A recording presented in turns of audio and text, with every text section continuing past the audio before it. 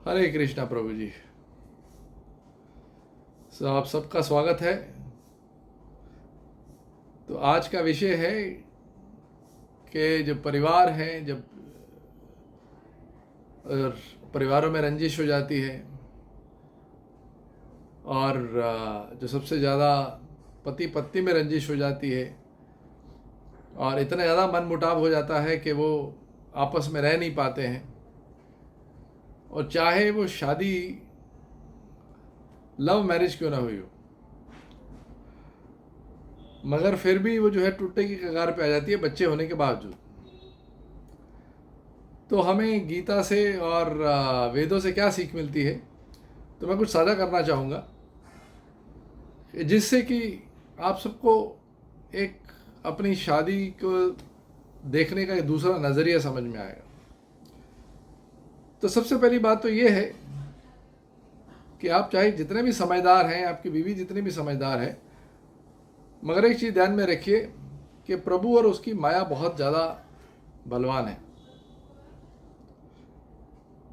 और एक सिंपल सा नियम है, साधारण सा नियम है, मगर बहुत ज़्यादा मजबूत है कि लोगों के बीच में रहना तपस्या है, और ये तपस्या तो आपको करनी ही पड़ेगी। और अगर आपने ये तपस्या में दक्षता हासिल कर ली और सफलतापूर्वक आपने ये तपस्या कर ली, तो आप ऋषियों की तरह तपस्वी बन जाएंगे और मोक्ष के अधिकारी बन सकते हैं। तो ये समझने के लिए आप और भी वीडियोस देखिए, समझ में आए तो फॉलो करिएगा। तो पॉइंट नंबर 1 कि लोगों के बीच में रहना तपस्या है, चाहे वो आपके अपने हो या पराए हो, आपके भाई हो, सगे संबंधी हो, माता पिता हो या कोई भी हो। माता पिता के साथ में तपस्या थोड़ी कम हो जाती है, मगर होती है। बीवी के साथ में तपस्या बहुत ज़्यादा होती है। पॉइंट नंबर 2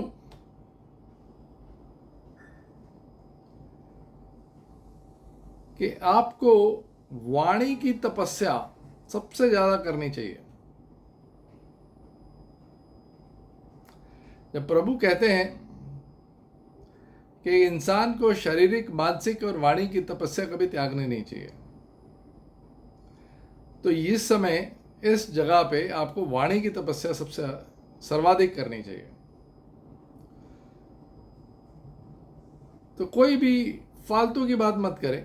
एक चीज ध्यान में रखिए, जो वाणी है वो आपको बल दे भी सकती है और आपका बल हर भी सकती है। कैसे? अगर आप मीठी बात करेंगे, समझदारी की बात करेंगे, सही वक्त पे बात करेंगे, तो आप लोगों को अपने साथ में जुटा के रख पाएंगे। लोग आपके साथ खड़े रहेंगे तो एकता बढ़ेगी, एकता बढ़ेगी तो बल बढ़ेगा। आपके साथ के जो लोग हैं, आपके साथी हैं, आपके परिवार वाले लोग हैं, आपके दोस्त हैं, अगर वो आपको छोड़ देंगे तो आपका बल कम हो जाएगा। तो वाणी का इस्तेमाल बहुत सोच समझ के करना चाहिए। अभी वाणी का इस्तेमाल कैसे करें? तो इसका उपाय यह है कि प्रभु कहते हैं इंद्रियों का दमन और मन का शमन, मतलब इंद्रियों को दबाना चाहिए और मन को समझाना चाहिए हमेशा।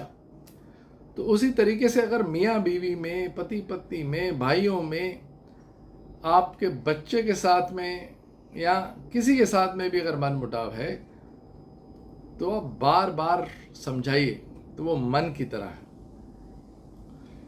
प्यार से समझाइए, सही समय आने पे समझाइए,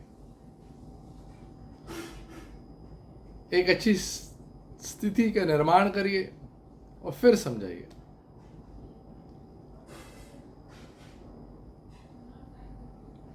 तो उम्मीद करता हूं आपको पॉइंट नंबर 2 समझ में आ गया होगा, वाणी का तप।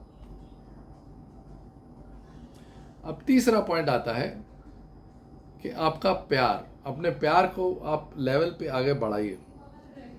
तो वो क्या है? तो वो है कि आपका जो प्यार होता है वो 3 लेवल्स का होता है।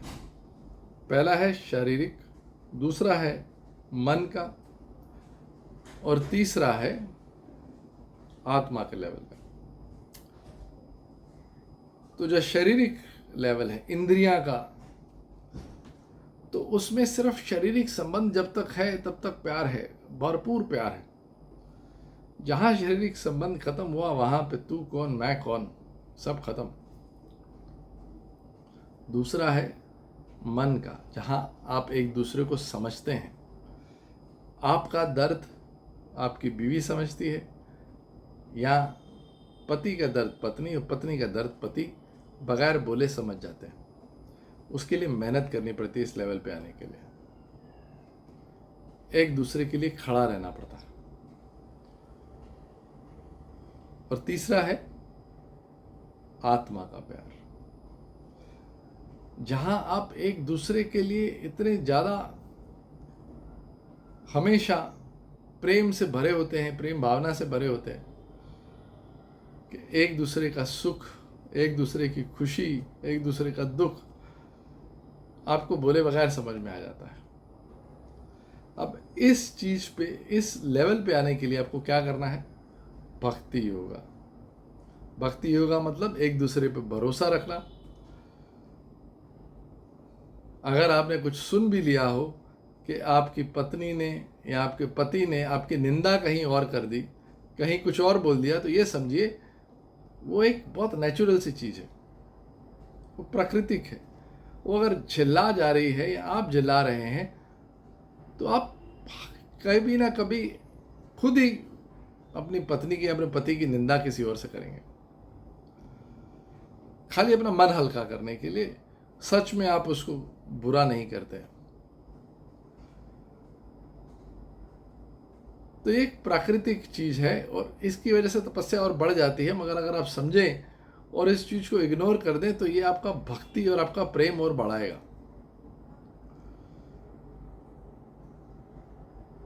सो this is what I would like to say, कि आप अपने भक्ति योगा को बढ़ाइए एक दूसरे के लिए। तो ये जो चीज है आपके परिवार को बहुत बल देगी, और आपका परिवार सबल होगा तो आप बलवान बनेंगे, आपकी आयु लंबी होगी। तो वापस से रिपीट करते हैं पॉइंट नंबर 1।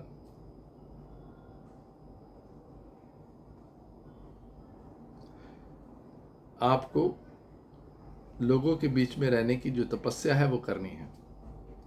किधर भी रहें याद रखना है कि ये तपस्या है तो है। पॉइंट नंबर 2, वाणी का तप। वाणी की तपस्या बहुत जरूरी है।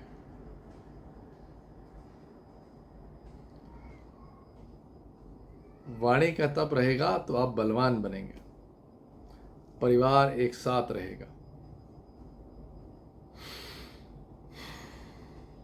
पॉइंट नंबर 3, कि आप भक्ति योगा करें, एक दूसरे का प्रेम बढ़ाएं, एक दूसरे के लिए प्रेम बना के रखें, ट्रस्ट रखें। पॉइंट नंबर 4, अपने प्रेम को बढ़ाएं, शारीरिक से मन के लेवल पे लेके आएं। भगवान की ये बात याद रखिए, सबसे नीचे इंद्रियां, इंद्रियां के ऊपर शरीर, इंद्रियों के ऊपर मन, मन के ऊपर बुद्धि, बुद्धि के ऊपर आपका स्वरूप, और उसके ऊपर प्रभु। तो आप अपने प्रेम को ऊपर बढ़ाएं, इंद्रियों से ऊपर, मन से ऊपर। तो उम्मीद करता हूं कि ये वीडियो आपके काम आएगी। कहीं कुछ गलती हो तो क्षमा करें, और ये ध्यान में रखिए कि मन को समझाना है। ये पॉइंट नंबर 5 ले लेते हैं कि एक दूसरे से बात करते रहिए।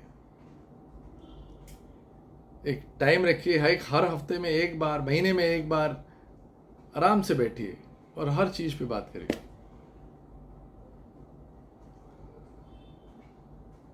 जब आप ये बात करेंगे तो ही आगे बढ़ेंगे। जितना आप शारीरिक रूप से, मानसिक रूप से एक दूसरे से जुड़े रहेंगे अच्छे तरीके से, तो ज़िंदगी बड़ी खुशमय रहेगी। तो उम्मीद करता हूँ कि ये ज्ञान जो मैं आपके साथ साझा कर रहा हूँ आपके काम में आएगा और ज़िंदगी में चार चांद लगाएगा। धन्यवाद। हरे कृष्ण कृष्ण कृष्ण कृष्ण हरे कृष्ण। सब्सक्राइब जरूर करिएगा।